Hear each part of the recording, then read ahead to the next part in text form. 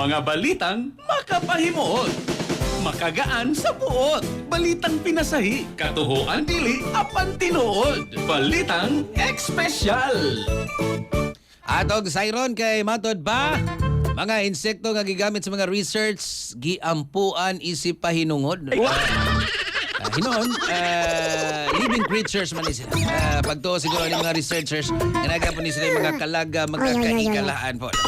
Sa atong sayron, ang kompleto detalye panangat ni Katropang Raybax. Katropang Raybax, good morning! Good morning!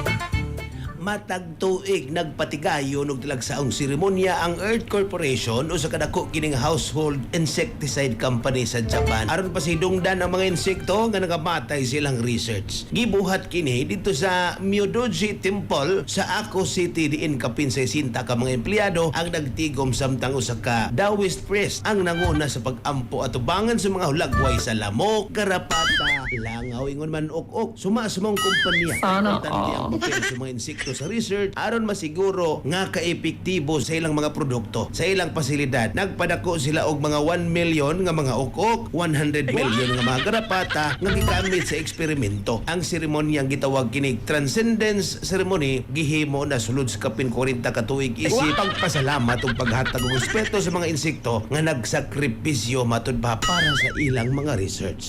Opo, dadonan po di kinabuhi.